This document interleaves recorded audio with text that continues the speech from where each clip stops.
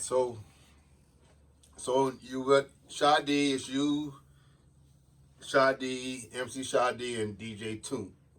Y'all on the road just doing shows, and just trap. Plus one more. Uh, Tony Rock started going with us too. Oh, Tony Rock started going. Okay. Was Tony Rock had music, or he was just helping out the shows? That's At the time. doing live performance. Okay. We was about to do something with him. I like to hear Shadi talk about somebody named TP and a Black Rabbi and a bunch of other people. TP is not Tony Rock though. TP is one of his partners. Rest in peace. Oh, TP passed away. Yeah. That's one of the boys from New York. No, it's from here. From here. And LC is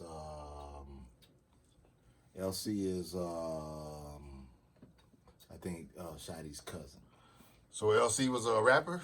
I had to hear him talk about LC and. No. Okay. LC just rolled. Okay, so it's you, Toop, Shadi, and Tony Rock. Right. Okay, so everything going good. Did a lot of shows. Nobody was making a lot of money back then. It was just, Shadi was making money probably, but you and Toop was just like on salary, low wage. And I don't know, it's okay. What it was, you know what I'm saying? Yeah, but see, we was kids. We weren't complaining. We wanted more, but we weren't complaining. We knew the situation. We knew how that shit go. Even with the other groups, the same thing went. They got a little bit more because they was from New York, so they they knew the business a little bit better. But what other groups? I mean, New York groups, other groups. You know what I'm saying? Same thing went with them. You know what I'm saying? Everybody didn't get paid equally. You know what I'm saying? The rappers, generally, the main act, the main star of the group is the one that gets the cash. So at that point, Shadi was still with Luke, but something happened, and with his deal or something. What was that about? Well, it wasn't something happened. It was we just wasn't happy. We knew we wasn't getting paid what we supposed to be getting paid when it was time to break down this money on sales. Okay. You know what I'm saying? So, and mind you, me and Toomp was never signed to Luke. We was hired by Shadi. So we ain't had no say so anyway. So Shadi was the only person who was on the contract. We was just hired for Shadi. Okay, y'all were like employees. Basically. So then what happened? So there was a niche in Luke's contract that got us off of Luke. Oh, loophole? There was a loophole where when the year ended up, Luke was supposed to exercise the option if he wants to keep you or not. So Shadi knew that. So quiet was kept. He didn't say nothing, just let it see how far. But he told his lawyer that, hey, this goes past this date, that we exercising our option to get off the label. Okay. So Luke didn't exercise the option. So Luke got caught slipping, basically. Yeah, he slipped. And we exercised, as soon as we found out, we exercised Shadi exercised, we were never signed. Shadi exercised his option to get off the label. Okay. So, and from that point, Luke changed his contract. Now, from then on, his contract was if he didn't call you, it was the reverse. Then your option is already exercised. Oh, so he amended his contract. He had to change it. Oh, okay. Yeah, So Shadi finds a loophole in Luke's contract and was able to escape with his escape. Right. So what was the plan after that? Shadi had started a label called Ben's Records. Oh, Shadi was gonna go out on his own, start his own label. Right. Ben's Records, he says. Ben's Records. Okay, And I think he was gonna be distributed by Joey Boy Records. It was a distribution record company, distribution company out of Miami, Florida. okay. All right, so How are you going to be? You going to be signed to? What kind of? How are you going to be involved in that? well, even before then, we was about to go with this guy named Roberto. Roberto was a big drug boy down there in Miami, Florida at the time. And believe it or not, LL Cool J was his boy. And he LL Cool J was his boy. Okay, was his boy. LL was probably the hottest rapper out at that time, wasn't he? Or one of them. Yeah, one of them. And at the time, Roberto was talking about giving us like $100,000 a piece to sign with him, and we was about to go. And I think 2 to 3 weeks before we was about to do some paperwork, he got killed. He got murdered. Oh, okay. The streets got him. The streets got him. Down in Miami? Yes. So back to him going and getting the distribution with Benz.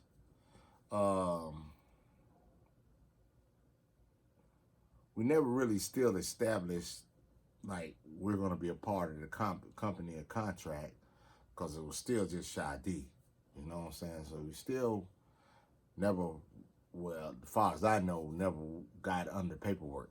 You and two were never really going to be, had never signed. As far as, because my situation ended with Shy D before they put the album out. But okay, so yeah, okay, so but y'all started working on it. We started. The problem was we had little money and we needed to get the album done. We had no studio. So but you were already doing pre-production, making beats? We had beats was programmed. We started pre-production. I actually had a track that I've been working on, which was actually we came out on show with on previous from the Coming Correct in '88 that we used what they used for that album. So you and Shadi were producing the next album? Supposedly, yeah, we were supposed to start. We was getting ready to start doing the next album. Some songs, very few songs was dead, but some of them was dead. Okay, so you already had a track ready. Kind of. The track was dead. It was an intro for us coming in when we come in on our show. Okay. It ended up being a song. What song was that? Don't Sweat Me. Okay. So, but wasn't that the song that Shadi released as a single? That was his first single from Ben's Records. Yeah, right. Was a song called "Don't Sweat Me," and you made that beat. Right. Okay. But because you moving along too far, but when we didn't have no studio to record it at this time, so prior to that, I didn't produce some songs. Cause I told you I was basically primarily doing songs for Shadi, but we did go down there to help Clay D on his album he was working on. That's Beatmaster Clay D? Beatmaster Clay D. What was that? Ain't Tutti Frutti song? Ain't number Tutti Frutti? But no, it wasn't that. This album was the, I can't remember the name of the album, but it had the song Shake Them Titties on it. But we went down there, he didn't have a DJ, Magic Mike left him. Oh, okay. So he needed a nigga to do DJ as far as on this album. So me and Toon went down there. And he was at a studio called Vision Records. Vision Records was in North Miami. And we helping him on his album. You know what I'm saying? Whatever. And then I did make a beat, not for him, but it was some girl he was messing with, but nothing never really came out of it. It was just a beat. We never did. But anyway, moving along. Getting back to Shadi. So I connected with Vision people. The Vision people, me and we communicate. Vision Studios. Yeah, the people that own the Vision. So I told Shadi, well, let me call him and see can we work on good faith. You mean for studio time? For studio time, and then we pay him later. So I'm calling them. Mind you, but this back in the day, this is when, you used to have to pay long distance for your house phone. Mm-hmm. I'm still at my mama's house. I'm paying long distance. I'm on her phone, long distance. Oh, running up your mama's phone bill. Running up my mama's phone bill. Trying to hook up a studio time. Trying to hook up some studio time. So, basically, I got everything arranged. Oh, they were going to do it? They was going to do it. I got everything arranged. So I talked to Shy, told him I got everything arranged. You talked to Shadi? About everything. And Shadi was like, just out of nowhere, we ain't doing that no more. I'm like, what you mean we ain't doing it no more? We ain't doing that no more. We're going to do something else. So it kind of pissed me off. So, cause I've been spending this whole week or two trying to get this shit situated. So I hang out with Shadi. I'm kind of pissed off. I talked to Toon. So I'm telling Toon, like, damn, man, nigga, I'm up here this whole week or two trying to set up this shit for Vision Records on my mama's phone, making these long distance phone calls, 2-3 times a day. Trying to set this shit up and now he just gonna tell me we ain't doing that no more. You know what I'm saying? I'm like, I said, you know what? You gotta worry about me ever doing that shit again. You know what I'm saying? Like, okay. I spent this time, I know my mama gonna cuss me out about the phone bill, So I'm like, man, I ain't never doing that shit again, man. You can't ask me to do that shit no more. So I hang up with Toon. I'm gonna say about 2 hours later, I get a knock at the door. A knock door where? At my mama's house, right here. I get a knock at the door, and I open up the door. Toon is at my door. I look outside. Shadi's in his car, and Toon say, Mike, I come to get the drum machine, and Shadi said you're no longer in the group. So I'm like, what? He said, yeah, you're no longer in the group. But I'm looking at Toon like, fuck you, come to the door. You know what I'm saying? Oh, okay. So, but anyway, I was like, I put it on mine. I went and got a drum sheet, gave it to him. I'm like, yeah. So I got kicked out of the group. You know what I'm saying? So, like, so let me get this straight. You told Toon how you felt about the way Shadi handled the situation with the studio time, and because y'all was cool like that. It wasn't even about being cool. It's just how I felt. How you felt, but I mean, you just and I know me and Toon been connected way before Shadi. So, yeah. So it is what it is. Yeah. So 2 hours later, Toon knocking on your door, talking about Shadi want his drum machine, you out the group. And he in the car. So he wouldn't come to the door. He sent Toon to the door. Yeah. Okay. So that was it. Yeah, I was out the group. So he came, got the drum machine, I'm out the group. I'm back at the house. I'm chilling. I'm just living day to day now. Okay. So you So went back to Cartwright Studios, started working on some more stuff? no, the Cartwright Studios was broke down. You know, Mr. Clark came and got us. And they ended that. When I left, they ended that. Okay, Ended that hip that was hop. the end of that. Yeah. So So what I, happened with Shadi and the Benz records well, label? they continued on. They did shot a video for "Don't Sweat Me," which they used my song. They just took my song and just went on and used it. And didn't even like, damn, even though he out the group, we still gonna use his damn song without my Oh, consent, no nothing. okay.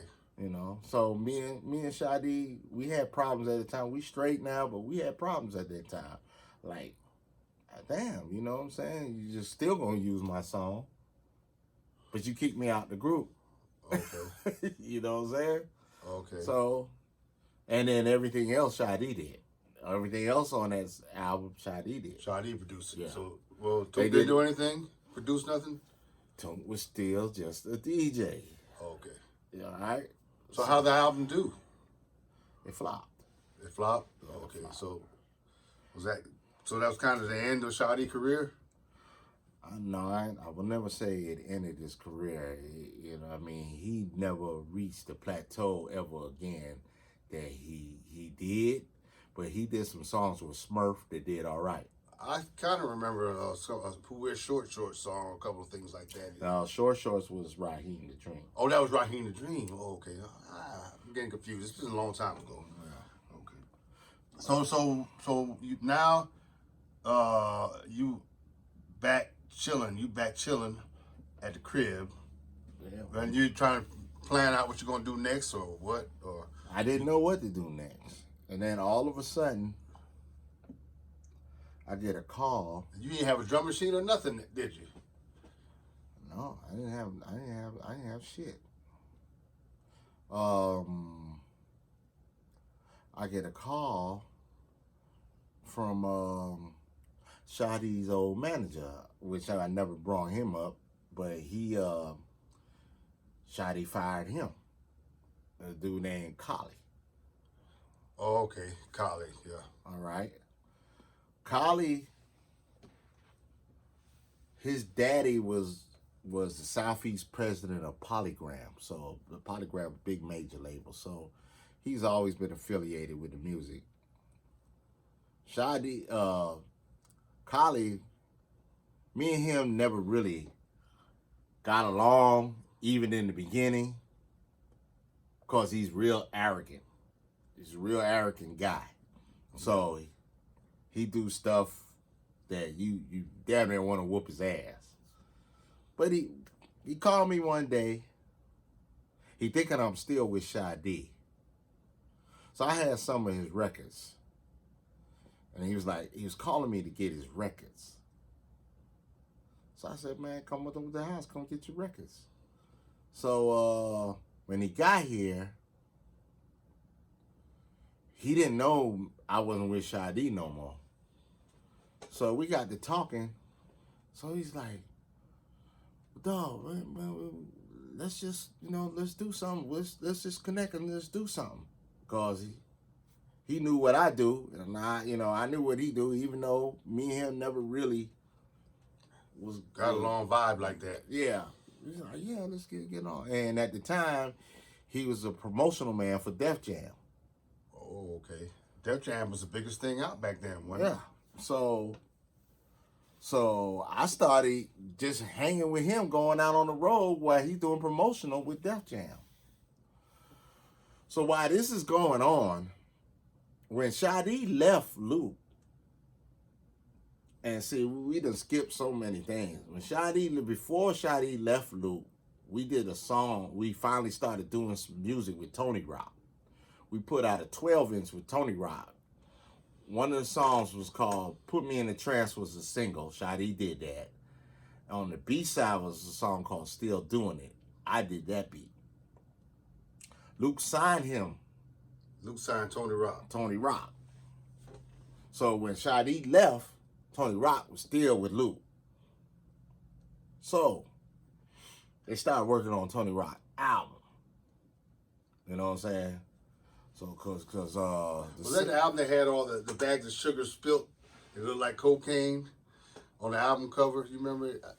It's like I remember an album Tony Rock and it had like sugar, a bag of sugar fell over and it was all the sugar all over the table. I don't remember how the cover looked like. I remember he was in Luke's office when he did the cover, and his main song on that album was the comeback to the LL record. What's the name of that damn LL record? Can't remember the LL record. But anyway, so he started working on the album. So Hobbs did his album. Mr. Mix. Okay, produced his album. Mr. Mix did his album. So again, I'm not doing nothing. I'm out here with Collie, riding on the road. And then I get a call from Tony Rock. Tony Rock calling me and said, "Hey man, we getting ready to go on tour. I need a DJ. I want you to come DJ for me." So I said, "All right, no problem." So we go on the tour. I'm DJing for Tony Rock. Which then Luke was seeing me. Then Luke didn't have no contacts of me. He didn't know that I wasn't with Shadi no more. So then, the next thing you know, I got a call from Luke's office where they wanted to do a production deal. So I'm like, now things are back looking up. You know what I'm saying? Thanks to Tony Rock. You know what I'm saying? Because Tony Rock got me back into the play. So I'm telling Collie, hey man, Luke trying to sign a production deal, but I already know Luke business thing, you gotta watch out. And even Collie knew his business thing, man. We just ain't signing anything. So we took it to the lawyer. We sent the paperwork back to Luke. Luke people called and said, we don't want to do nothing no more. We changed their mind, right? They saw Luke was trying to get you for free. No, so at first. Well, it's basically a bluff thing. It's basically what it turned out to be a bluff thing. So he's like, we don't want to do it no more. Scare nigga up like, damn. And he did have me like throw for a minute, like, damn, we done fucked up the damn deal. Collie, we done fucked up the deal. Collie, we it was like, Collie, man, just wait and see. Okay, I'm like, we done fucked up the deal. You know what I'm saying? Mm-hmm. I can't afford that shit. You know, this is what my mind is. I can't afford that shit, dog. We done fucked up the deal. So I just wait. So I think about 3-4 months went by. And then I get another call back from Luke's office. All right, we can go ahead and do that paperwork. Do what you do. So what was wrong with the deal? I can't remember. One was I know he wanted us exclusive. We didn't want to do no exclusive deal. We wanted to do a non-exclusive deal. Oh, okay. That was one thing. And then I think it was a little bit the money scenario. We wanted it more, and whatever the points was, Yeah. But okay. So we did the deal, and okay, so mind you, Collie was still with Def Jam doing promotion. So now he got another entity with this doing these albums for, but mainly I'm the producer dude.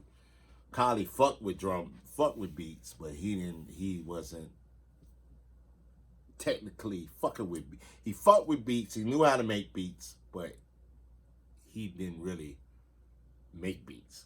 I don't know how to explain that, but you know what I'm saying?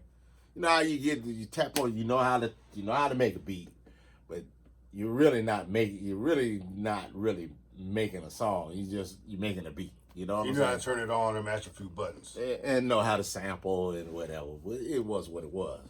So when we went down there to go, the first thing we was going down there was work on Luke album. Two Live Crew blew up. This is when Two Live Crew blew up on the whole After the National As They Want to Be speech thing, yeah. Oh, when they're getting locked up and all that. Yeah. Okay. That's when they blew the fuck up. So they needed to do this is Luke's first album by itself. It's Luke doing solo project now. Yeah, by itself. And it was gonna be Luke featuring the Two Live Crew album. And they did this was the Band in the USA album. Okay. So Hobbs is still with him. I go down there. Mr. Mix is Hobbs, right? But again, mind you, like I said in the beginning, I don't like being by myself. Maybe I don't know, or maybe I'm not just as, maybe I just like having people with me. I don't know, but instead of me just going down there by myself, I get Cooley C to go with me because Cooley C made beats too. So Cooley C was ready yet? You got it right. Cooley C made beats. He was making beats. Yeah. All right. So he wasn't with Tammy Easy T no more. He was, that kind of folded. Then Tammy started doing her other. She done got old enough now where she started doing things that Mr. Clark probably didn't want her to do, but she started getting into gangster rap a little bit, and she started dealing with this other guy and started doing stuff with her. So Mr. Clark just, moved to the side, you know what I'm saying? But, I said, Carl, come on, roll with me down here. Let's work on this album. So we go down there. So Carl worked on the Band in the USA album too. Right. Okay. So we go down there. Because Mr. Mix didn't have enough time. Did Mr. Mix do anything on it? Yes, of course. But it was more. Because they was on the road a lot at that time, weren't they? It was more in the play of, he needed some help. He's doing everybody's shit. Okay. Mr. Mix is doing him, Juan Love, and Quiet at the time. He's doing, you know what I'm saying? He's doing 4 or 5 albums. Like, you're killing him. And he's going on the road. So who else was there? Was that before H-Town got there? This is before H-Town. Okay. Way before H-Town. You know what I'm saying? And so we get down there. So I'm letting them hear the songs that me and Carl have. So he said, I like that one, I like that one, I like this one. So I had 3 songs on the album. Carl had 2 songs on the album. Right? But we was together. Now, mind you, Kylie wasn't there. So Kylie came down there for a hot second, because he had time off from Def Jam, came down there for a hot second, and seen that Carl was there. So you're like, who is this? I'm like, hey, man, my homeboy Carl, blah, blah, blah, blah, blah, blah. What are you? It's like, man, I'm like, shit, he's going to help me do this album.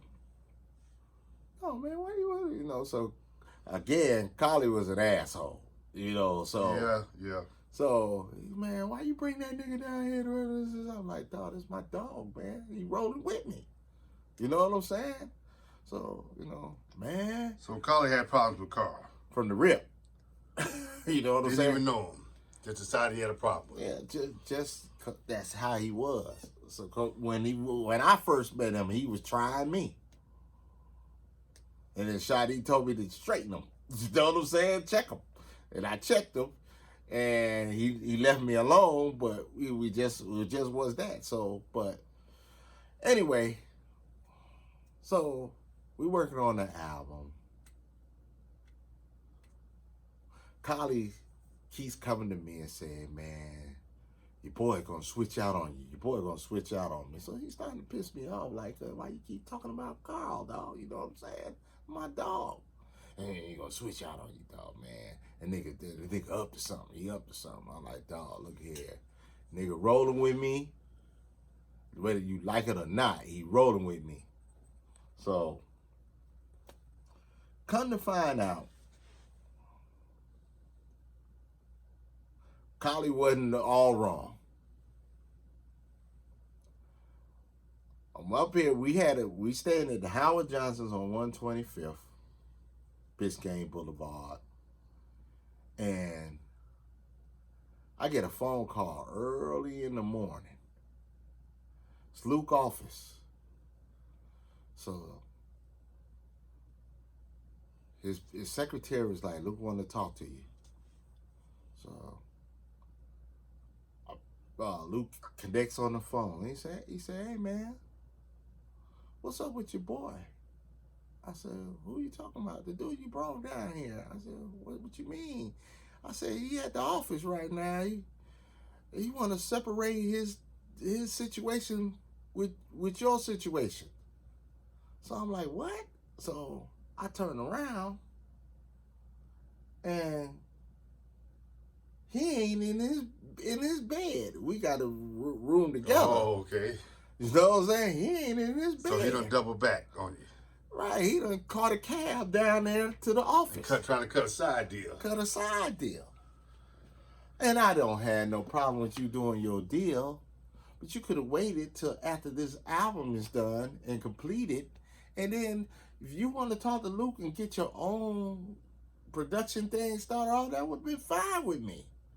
But the way you went about doing it was cutthroat. You know what I'm saying? And it was like everything Collie said, basically you just proved it. So when Luke told me that, I was like, no, Luke, what you do is tell him to bring his ass on back to the hotel. And Luke, I need you to get a plane ticket for his ass back to Atlanta. Yeah, because you had a deal with Luke. He didn't have no deal. He was just helping you. He was just helping me at the time, but again, if he wanted to get his own deal, that would have been fine. But after we finished what we came down there for, yeah, you know what I'm saying? You could do that for any further shit, but right now you here for this. You know what I'm saying? So, he came back to the hotel. I'm like, dog, man, what's up with you, dog? Blah blah blah. I'm up here telling Collie, my nigga, stop fucking with you about certain shit that he's saying you did, and you actually doing it. I said, you know what? Don't even worry about it, man. There's a flight, man. You got a flight to leave out of here at such a time, dog. Make sure you get to your flight so you fly your ass back. You know what I'm saying? And he flew back home. I stayed there. We finished that album, but I ended up having to do another album exactly after I finished that album. I can't remember what album that was. Luan Love. I don't know if it was Luan. I don't know if it was Luan or not, but it was another album I had to do. So I didn't come back for a whole nother month. By the time I got back, my name was sprayed. Hey, why you do Cooley C like that? What you mean? And they said you trying to take this money and this, that, and such and forth. So I'm up here telling him, I said, look here, dog, this is what happened. Dog. Like I'm just telling you right now, this is what happened. I said, dog, the man gonna get paid, dog. We ain't got the money yet. When the album clears, we get the money. So what the fuck is he talking about? You know? But then the shit started getting crazy because I'm starting to run into people back and back. Man, I heard you did Carl like this. I'm like, dog. So now I got to the point where, nigga, you feel like I did that to him, then fuck you too. Straight up. Because you know me. I didn't have to bring him down there. You know what I'm saying? But it's my dog. And so finally, and then the funny thing about it, one day we was in the driveway, and I think we had just got the money. And Carl and me and Collie in the driveway, and Carl and his cousin Kevin pull up, and so I think Kevin had a scrap on him, and I was like, man, what's going on, man? What's going on? Kevin come out, with my cousin getting his money. You know what I'm saying? I'm like, look here, dog. We gonna get him his money, dog. We just got it. Like, and then I had to tell Kevin what happened. And Kevin was like, oh, I didn't know all that happened. I'm like, yeah, see, you coming to me like, like I did something to him. That man did something. If anything, that man tried me. You know what I'm saying? So, anyway, long story short, he got his money. We did the songs, came out. It is what it is.